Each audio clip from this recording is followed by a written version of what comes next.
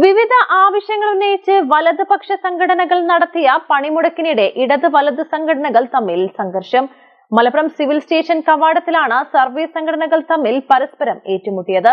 സമരത്തെ തുടർന്ന് കളക്ടറേറ്റിന്റെ പ്രധാന കവാടം അടച്ചതാണ് സംഘർഷത്തിന് വഴിവെച്ചത്. Peace public school Kottakkal, nurturing world class leaders.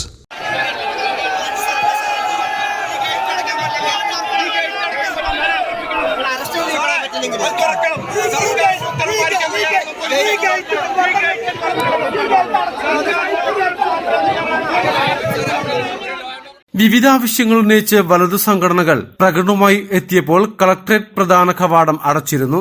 എന്നാൽ പണിമുടക്കിന് കളക്ടറേറ്റിന്റെ കവാടം അടയ്ക്കരുതെന്ന് ഇടതു സർവീസ് സംഘടനാ പ്രതിനിധികൾ ആവശ്യപ്പെട്ടതാണ് സംഘർഷത്തിലേക്ക് വഴിവെച്ചത്. അതേസമയം BJP അനുകൂല സംഘടന ഫെറ്റോയും വലതു സംഘടനകൾക്ക് അഭിവാദ്യമർപ്പിച്ചെത്തിയതോടെ ജീവനക്കാർ തമ്മിൽ ഏറ്റുമുട്ടുന്ന അവസ്ഥയായി. ഇതിനിടെ ഇടതു സംഘടനാ പ്രവർത്തകർ പ്രധാന കവാടം തുറന്നതും സംഘർഷങ്ങൾക്ക് വഴിവെച്ചു.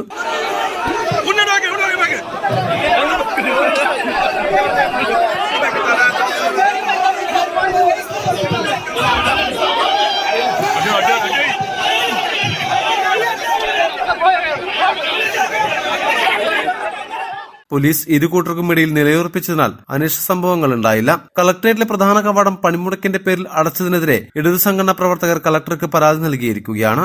മലബാർ ടൈംസ്, മലപ്പുറം.